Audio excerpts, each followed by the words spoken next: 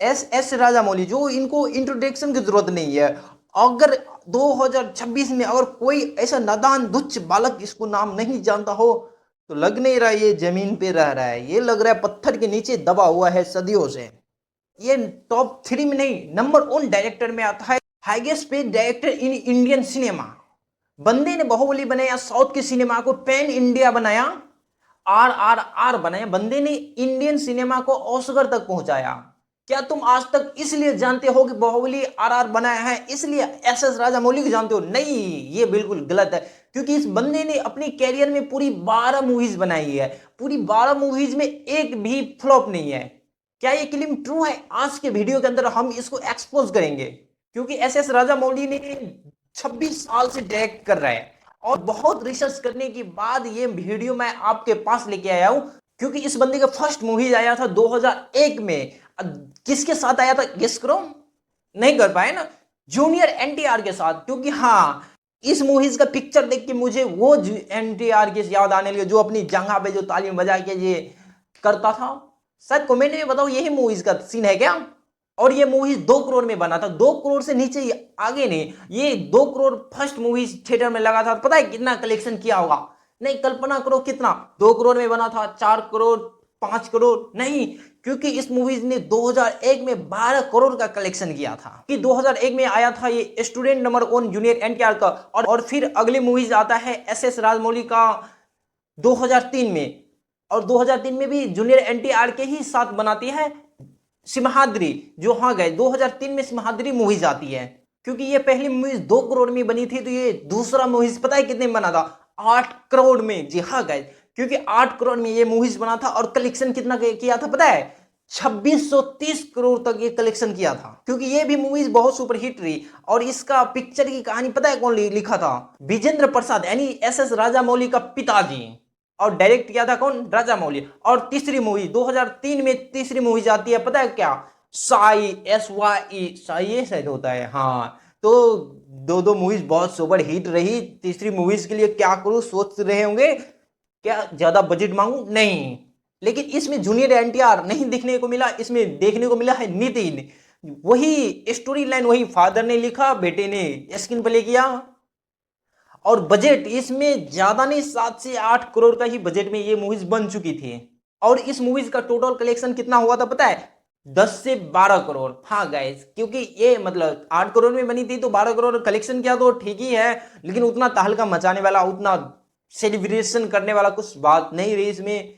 क्योंकि इसका पहले भी बहुत सुपर हिट हो चुका था। मतलब ये मूवी रिलीज हुआ, हाँ कलेक्शन किया अच्छा खासा, सब घर चले आए।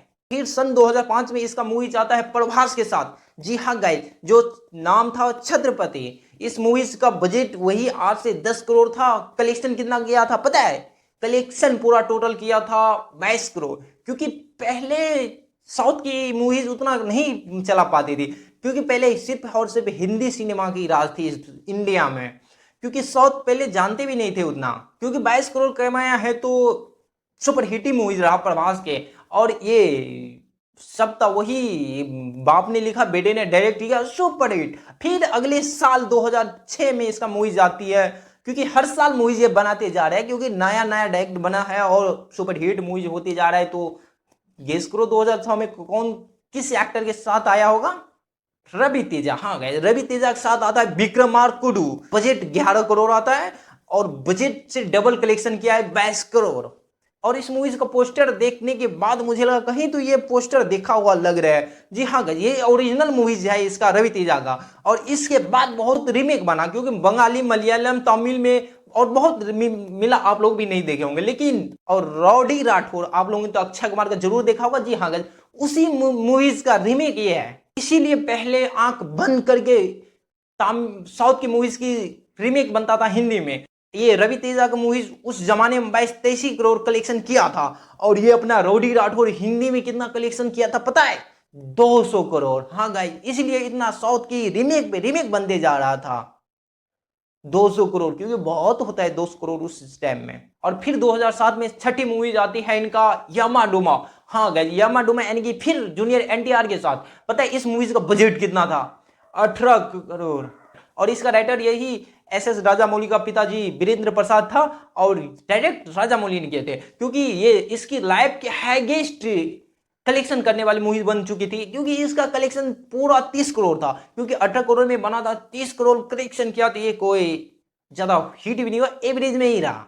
और क्योंकि इधर तक कंटिन्यू हर साल मूवीज रिलीज करते आया था, लेकिन इसके बाद बहुत बड़ा जंप लेने वाला था, इसलिए क्योंकि नया डायरेक्टर था, हर साल सुपर हिट ही मूवीज दिया, एक भी फ्लॉप नहीं दिया, क्योंकि हाईएस्ट 18 करोड़ तक बजट था। अब इसका बजट डायरेक्ट 42 करोड़ पे आ गया। पता है कौन सी मूवीज है?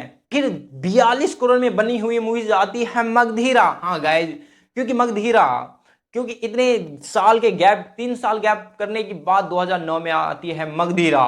अब मगधीरा की खास बात क्या है पता है? क्योंकि SS राजामौली का ये इतनी मूवीज में से कौन सा भी मूवीज नहीं देखे होंगे आप लोग, लेकिन मगधीरा जरूर देखे होंगे, क्योंकि मैं भी बचपन में हर जगह टीवी में देखता था मगधीरा मूवीज, क्योंकि हर जगह हिंदी डब्स में अवेलेबल था, और मेरा फेवरेट भी उस टाइम में बन गया था। मैं तब नहीं जानता था कौन है रामचरण, कौन है जूनियर NTR, कौन है SS राजामौली, क्योंकि बहुत मैंने 2013-14 में इस मूवीज देखा था, और इस मूवीज को देखने के बाद मैंने एक शायर लिखा था, पता है कौन सी? मांगता हूं मैं आपसे हीरा, इसलिए बन गया मगधीरा। और ये 42 करोड़ में बना था। पता है कितने की कलेक्शन किया था? पूरे 100 करोड़ की। तब से पूरा साउथ जाने लगा, हाँ ये साउथ मूवीज है, तब से पूरी साउथ की मूवीज हिंदी डब्स में अवेलेबल आने लगा, क्योंकि इस मूवीज को फिर से री रिलीज किया गया था, तो पूरा कलेक्शन हुआ था मगधीरा को 133 करोड़। और क्योंकि दूसरी अगली मूवीज आती है, कौन सी पता है? जी हाँ गाइस, ये सुनील के साथ जो, और आप लोगों ने इसको सिर्फ कॉमेडी करते हुए देखा था, लेकिन मैंने इसको देखा था डांस करते हुए। हाँ, धक धक जियरा होने लगा, हाँ, जो पुष्पा मूवीज में ये मंगल सिन्हू का कैरेक्टर किया था। और जैसे कि इस मूवी का बजट की बात करें तो पता है क्या? जैसे कि पहले हाईएस्ट राजामौली का 42 करोड़ तक जा चुका था, लेकिन इसका बजट सिर्फ 14 करोड़ था।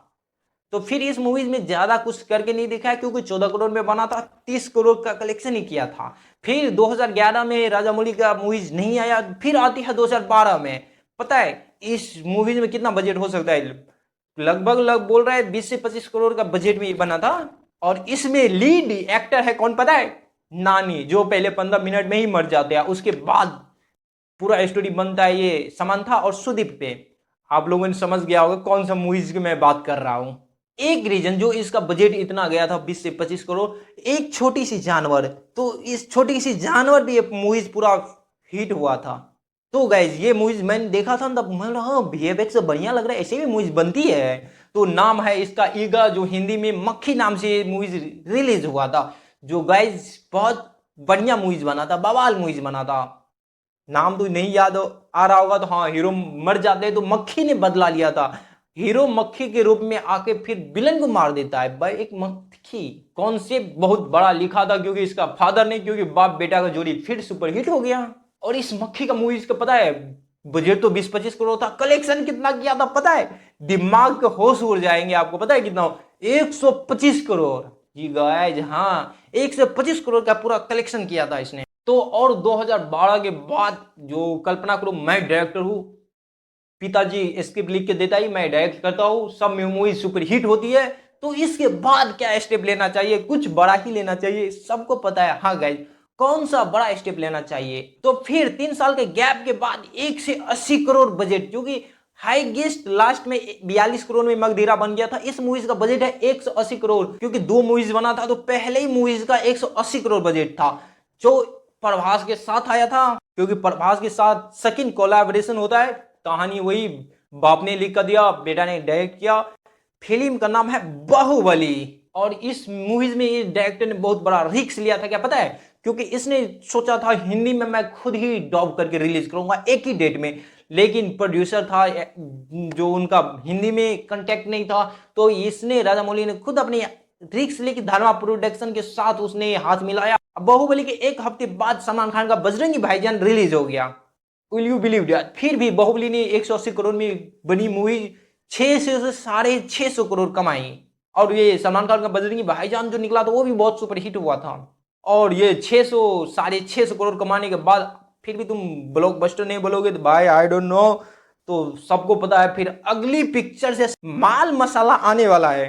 फिर 1 साल गैप करके 2017 में निकालते हैं बाहुबली 2, जो हाँ गाइस, इसका फिर अलग से बजट निकाला गया था, और ये बजट कितना की था पता है? 250 करोड़। और 250 करोड़ में मूवीज बना था, और कलेक्शन कितने किया था पता है?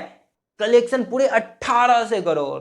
तो गाइस 250 करोड़ में बना था 1800 करोड़, बहुत बड़ा, कितना सुपर हिट हो गया है। जी हाँ गाइस, तो पहले मूवी से ही एक नाम मैंने आपको बताया नहीं, एम कीरावानी, जो इसका प्रोड्यूसर था, इसका फ्रेंड था, जो भी मानो, साथ में ही मूवीज में हर एक जगह आ रहा है, बाप बेटा ये प्रोड्यूसर हर एक जगह साथ में ही आ रहा है, क्योंकि ये इंडिया का बहुत बड़ा सुपर हिट मूवीज हुआ था।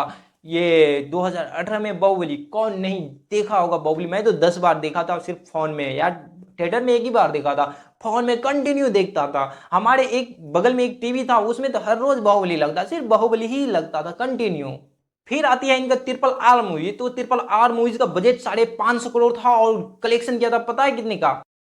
1316 crore. World wide collection 1316 crore का था इसका। फिर मूवी ओटीटी पे रिलीज होती है। ओटीटी पे रिलीज होने के बाद नॉर्थ में इतना पसंद करने लगा मूवीज, फिर से सिनेमा हॉल में लगता है, री रिलीज होने लगता है। री रिलीज होने के बाद फिर भाई इतना तहलका मचाने लगा, और ऑस्कर तक मूवीज चला गया था, और अवार्ड से घर भर गया था। तो ये था एस एस राजामौली का पूरा लाइफ का जर्नी। दो 2 करोड़ से स्टार्ट किया था, कितने 1800 करोड़ पे आ गया। फिर आ रहा Banarasi movies, S S Rajamouli का और महेश बाबू का बनारसी मूवीज आ रहा है। तो पता है इस मूवीज का कितना बजट है, कितना कलेक्शन कर सकता है? अभी कुछ नहीं कर सकता। आप लोग कमेंट में बताओ म्यूजिक कौन दे रहा है। तो guys S S Rajamouli sir का आप भी फैन हो तो चैनल को सब्सक्राइब करके जाना। चलो मिलते हैं नेक्स्ट वीडियो में, बाय।